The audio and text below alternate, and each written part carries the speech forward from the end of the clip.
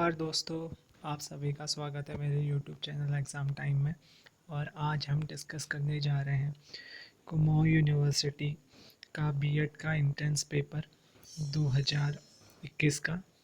और ये पेपर अक्टूबर में हुआ था 2021 में। और आपका 2022 का जल्दी एग्ज़ाम होने वाला है 7 अगस्त को।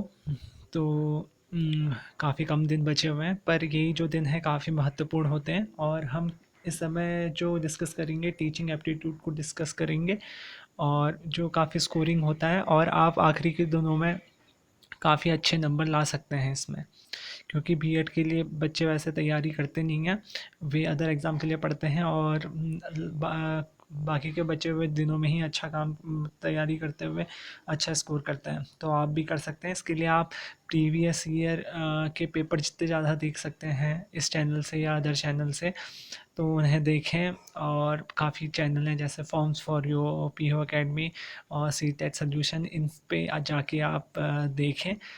और तो स्टार्ट करते हैं। तो सबसे पहला जो क्वेश्चन है, अच्छे शिक्षण के लिए आवश्यक है, मतलब ये अच्छी टीचिंग के लिए क्या रिक्वायर्ड है। तो हम देख सकते हैं इसमें पहली प्लानिंग एंड लीडिंग और डायग्नोसिस और रेमेडी और फीडबैक एंड कंट्रोलिंग।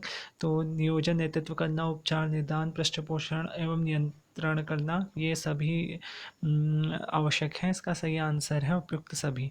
और जहाँ पे भी ऐसे क्वेश्चन होते हैं ज़्यादातर में उपयुक्त सभी के साथ अगर आपको समझ में नहीं आ रहा तो जा सकते हैं।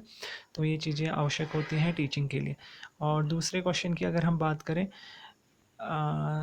शिक्षण की प्रभावशीलता का आकलन किस मामले में किया जाता है। तो शिक्षण कितना इफ़ेक्टिव है, उसकी इफ़ेक्टिवनेस को अगर हम देखें कितना ज़्यादा इफ़ेक्टिव है, तो वो विद्यार्थियों की अधिगम उपलब्धि की गुणात्मकता के द्वारा, कि quality of learning outcome of student, मतलब स्टूडेंट ने कितना ज़्यादा सीखा है उससे पता चलता है। तो इसका सही आंसर सी होगा। और अगले क्वेश्चन की बात करें, निम्नलिखित में से कौन अप्रभावशाली शिक्षण की एक धुरी नहीं है। तो यहाँ पे बात कर रखा है, क्या कहते हैं, इनफेक्टिव टीचिंग की बात करी है। टीचिंग को मतलब बेसिकली दो टाइप में डिवाइड किया जाता है, इफ़ेक्टिव और इनफेक्टिव। और जो यहाँ पे दे रखा है,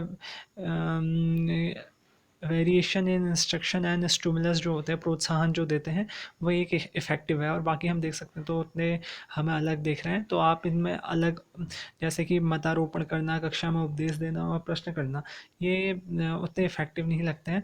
तो क्या कहते हैं ये, और ये थोड़ा अलग अच्छा दे रखा है। और आप जब भी आंसर सोचें तो जो टीचिंग है वो चाइल्ड सेंटर्ड है, चाइल्ड सेंटर्ड के हिसाब से सोचें, तो उसका सही आंसर है ए।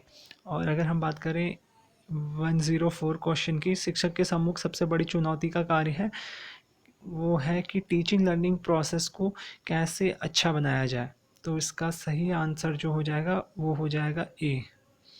और अगले क्वेश्चन की बात करें, स्वयं पोर्टल क्या है। 105, तो इसका सही आंसर है शिक्षा के सिद्धांतों को प्राप्त करने के लिए डिजिटल कार्यक्रम है।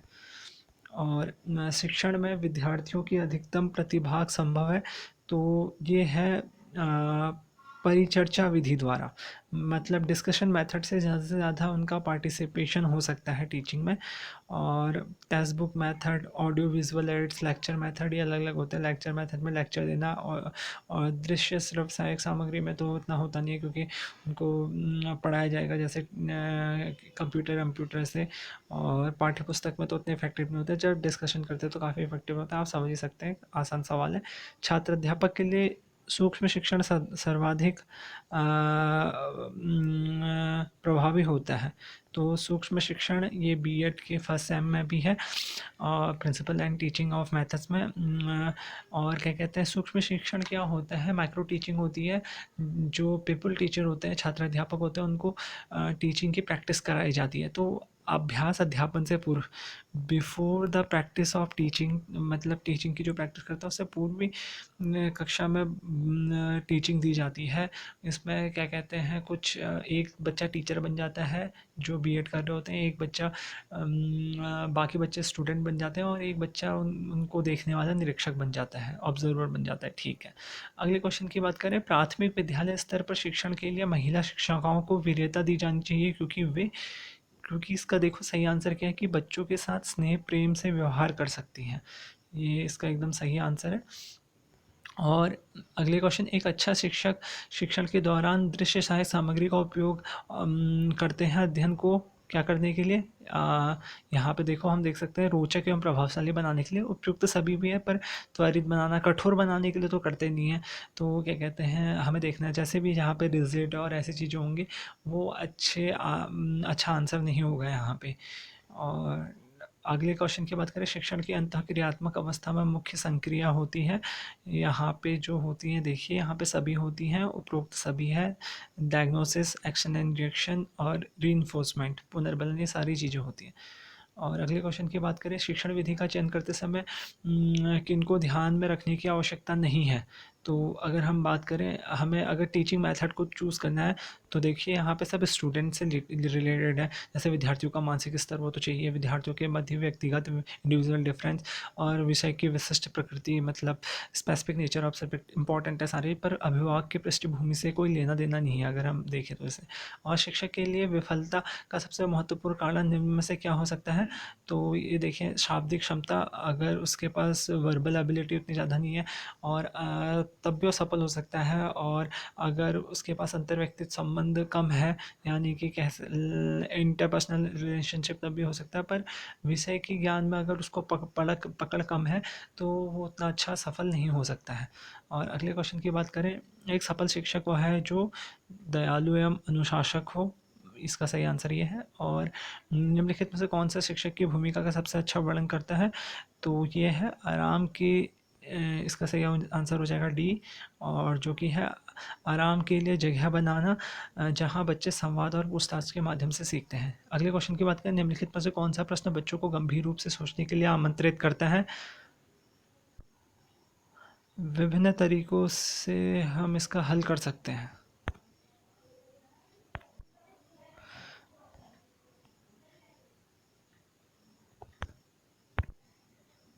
अगले क्वेश्चन की बात करें, निम्नलिखित में से कौन सा शिक्षण का स्तर नहीं है। तो ये यहाँ पे हो जाएगा वर्णन स्तर। बाकी स्मृति स्तर, बोध स्तर और चेतन स्तर, ये 3 स्तर होते हैं शिक्षण के। और अगले क्वेश्चन, निम्नलिखित में से कौन सा अध्यापन अधिगम को सर्वाधिक प्रभावित करता है। तो ये है संकल्पनाओं के बीच संबंध खोजना, इसका सही आंसर। और 119, प्रतिभाशील शिक्षा में बच्चों के लिए को किस तरह देखा जाता है। तो सक्रिय अन्वेषकों के रूप में। अगर हम बच्चों को देखें तो यहाँ पे एक्टिव एक्सपोजर्स हैं, मतलब वो चीज़ें ढूंढते रहते हैं, सीखते रहते हैं, इसको इसका सही आंसर ये होगा। एक समावेशी कक्षा में एक शिक्षक को विशिष्ट शैक्षिक योजनाओं को कैसे तैयार करना चाहिए, सक्रिय रूप से तैयार करना चाहिए। और छात्र केंद्रित शिक्षा शास्त्र की यह विशेषताएं हैं। और सबसे पहले इसमें क्या होगा, अगर हम देखें केवल पाठ्य पुस्तकों पर निर्भर होना, ये यंत्रवैध याद करना, ये चाइल्ड सेंटर्ड एजुकेशन की वो नहीं है। अगर हम बात करें तो बच्चों के अनुभव को, जो उनके एक्सपीरियंस हैं, एक्सपीरियंस से सिखाना और एक्सपीरियंस और रुचियों पर को महत्व देना, ये होता है चाइल्ड सेंटर का बेस्ट एग्जांपल। और शिक्षण कौशल में निहित है, तो ये देखिए शिक्षण कौशल में व्याख्या करना, प्रश्न करना, शामपट लेखन, ये सभी तीनों चीज़ें हैं। इसका सही आंसर हो जाएगा डी। अगले क्वेश्चन की ओर बढ़े, सामाजिक अध्ययन शिक्षा का उद्देश्य है। तो इसका सही आंसर हो जाएगा उपयुक्त सभी, सांस्कृतिक विरासत का विकास करना, अच्छे नागरिक होना, राष्ट्रीय एकता और अंतर्राष्ट्रीय समझ विकसित करना। एक शिक्षक को होना चाहिए कि यह संप्रेषण करे कि कक्षा में सभी संस्कृति का सम्मान हो या महत्व देता हो। अगले क्वेश्चन की ओर को बढ़ें तो देखें, बच्चों को कक्षा में प्रश्न पूछने के लिए प्रेरित करना चाहिए, रोकना नहीं चाहिए और पूछने की अनुमति नहीं देनी चाहिए, ये तो हतोत्साहित करना है, गलत बात है। वर्तमान समय में शिक्षण अधिगम की प्रक्रिया अधिक प्रभावशाली बनाया जा सकता है। तो इसका सही आंसर है तकनीकी, नवीन तकनीकी द्वारा। अगले क्वेश्चन की ओर 127, एक शिक्षक छात्रों को उसकी शैक्षिक समस्याओं का निदान के लिए परामर्श प्रदान करता है, सामान्यतः संबंधित है, ये है शैक्षिक समस्याओं से, एजुकेशनल प्रॉब्लम से। और निम्नलिखित में से कौन सी विधि जो है जनतांत्रिक शिक्षण नीति नहीं है। तो ये हो जाएगी अन्वेषण विधि। और एक छात्र पढ़ रहा है, उसका नाम लेकर किसी ने बुलाया है, निम्नलिखित में किस संवेदना द्वारा छात्र अपनी अनुक्रिया प्रकट करेगा। तो ये हो जाएगा ध्वनि संवेदना के द्वारा। क्योंकि यहाँ पे ऑडियो सेंसेशन के द्वारा वो हुआ है, क्या कहते हैं, देखना वेखना कुछ नहीं है क्योंकि आवाज़ से बुलाया गया। और यहाँ पे अगर बात करें, बी.एम. ब्लूम ने निर्देशात्मक उद्देश्यों को वर्गीकृत किया था, तो ये हो जाएंगे कॉग्निटिव और इफेक्टिव एंड साइकोमोटर डोमेन के में, संज्ञात्मक, भावनात्मक और मनोवैज्ञानिक क्षेत्र में। ये इसका सही आंसर है। शिक्षण की प्रभावशीलता निर्भर करती है, तो ये सबसे इम्पोर्टेंट है शिक्षक को विषय वस्तु की समझ पर। कक्षा में संप्रेषण को होना चाहिए, तो विद्यार्थी केंद्रित होना चाहिए, मतलब कम्युनिकेशन कैसा होना चाहिए अगर हम क्लास में हैं, तो ये चाइल्ड या स्टूडेंट सेंट्रिक होना चाहिए कि बच्चों को ज़्यादा से ज़्यादा मौका मिले। और एक अध्यापक को शिक्षा मनोविज्ञान का ज्ञान अवश्य होना चाहिए ताकि वह उचित शिक्षण विधियों का विकास कर सके। और अध्यापक के लिए क्या सर्वाधिक महत्वपूर्ण है? छात्रों को सिखाने एवं समझ एवं उनकी सहायता करना। प्रायः कहा जाता है कि कोई किसी को नहीं पढ़ा सकता, अतः क्या यह सही है? तो इसके लिए है, छात्रों को स्वयं पढ़ने का प्रयास अत्यंत महत्वपूर्ण है कि, और अभी के एजुकेशन में देखा जाए तो टीचर्स को ऐसा नहीं चाहिए कि वो ऐसी कंडीशन का निर्माण करें कि बच्चे खुद सीख सकें। और विद्यार्थियों उस शिक्षक का सम्मान करते हैं जो छात्रों को सिखाने के लिए प्रेरित करता है, उस शिक्षक का सम्मान करते हैं। ठीक है।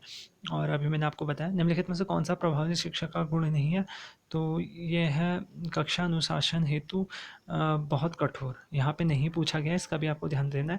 और निम्नलिखित में से शिक्षक का कौन सा गुण शिक्षक की प्रभावशीलता को निर्धारित करने वाले पूर्वभूत मापदंड में नहीं है, तो शिक्षण अभिवृद्धि यहाँ पे नहीं है। और क्या छात्र गृह कार्य को पूरा करके नहीं लाता, तो हम उसका क्या करेंगे, आप उसे गृह कार्य न करने का कारण पूछेंगे। और अगले क्वेश्चन की बात करें, शिक्षक प्रशिक्षण प्रक्रिया में साइबरनेटिक्स संबंधित है। साइबरनेटिक्स का आता है, ये फीडबैक से संबंधित है, जिसे कहते हैं पृष्ठपोषण। और अगला क्वेश्चन, भारतवर्ष में अध्यापक शिक्षा की गुणवत्ता को नियंत्रित करने के लिए एन है, जिसके अंतर्गत बी एड होते हैं। निम्नलिखित में से शिक्षण सहायक सामग्री है, तो जो शिक्षण में टीचिंग में यूज़ करती हैं, हेल्प करती हैं, तो टेप रिकॉर्डर है, वर्किंग मॉडल है, प्रोजेक्टर, ये सभी हैं इसका सही आंसर। और अगले क्वेश्चन की ओर बढ़े, निम्नलिखित में से कौन सा गुण शिक्षक के लिए अल्पतम संबंधित है, तो ये है कॉलेज प्रबंधन का आदर, यानी रिस्पेक्ट ऑफ कलीग्स, मतलब जो यहाँ पे जो कलीग्स मैनेजमेंट है, तो ये अल्पतम संबंधित है, मतलब जो कलीग्स का आदर करता है उतना इम्पोर्टेंट नहीं है। विद्यार्थियों से अच्छा संबंध होना चाहिए, प्रभावशाली शाब्दिक कक्षा संप्रेषण होना चाहिए, और विषय वस्तु पर उसकी पकड़ होनी चाहिए, तो बहुत ही इंपॉर्टेंट है। मौखिक आधारभूत ढंग से शिक्षण अधिगम प्रक्रिया पूर्ण होती है, तो ये होती है कक्ष में, क्लासरूम में होगी। और कक्षा में एक शिक्षक को विद्यार्थी के साथ किस रूप में व्यवहार करना चाहिए, तो उसे क्या कहते हैं, यहाँ पे इसका सही आंसर उपयुक्त सभी की तरह, मतलब पिता की तरह भी जब ज़रूरत पड़े, मित्र की तरह, और अभिप्रेरक के रूप में, मोटिवेट करना भी ज़रूरी है, फ्रेंड के रूप में भी, और लाइक फादर के रूप में भी। और ऐसे शिक्षक जो विद्यार्थी के बीच लोकप्रिय और चर्चित होते हैं, वे उनकी समस्याओं का समाधान करने में सहायता करते हैं। और प्रभावशाली कक्षा का वातावरण तत्व का सार है, और शिक्षक जीवन की अंतः प्रक्रिया। और निम्नलिखित में से कौन अच्छे शिक्षण का महत्वपूर्ण गुण है, तो ये विषय वस्तु पर स्वामित्व और पकड़। और एक शिक्षक का प्राथमिक कर्तव्य है कि विद्यार्थियों का संपूर्ण विकास करेगा वो, मतलब हम सर्वांगीण विकास की बात करते हैं, ऑलराउंड डेवलपमेंट, वही सब है। और शिक्षा एक सशक्त हथियार है, और उपरोक्त सभी का। तो आप इसमें देख सकते हैं, हमने यहाँ पे 50 क्वेश्चन किए टीचिंग एप्टीट्यूड के, और जो इसमें रेड मार्क्स हैं आप देख सकते हैं, वो सही आंसर हैं। और जो ब्लैक मार्क्स हैं, क्या कहते हैं, वो सही नहीं हो, तो मैंने किए थे जब एग्ज़ाम दिया था, तो मैंने भी लास्ट के ही दिनों में तैयारी की थी, मैंने भी 5 से 6 दिन तैयारी की थी, और टीचिंग एप्टीट्यूड में मेरा अच्छा स्कोर आता, क्योंकि मैंने पुरानी प्रीवियस ईयर की वीडियो देख ली थी। तो आप भी इन्हीं वीडियो को देखें और मोटिवेट रहें और पढ़ते रहें। Thank you.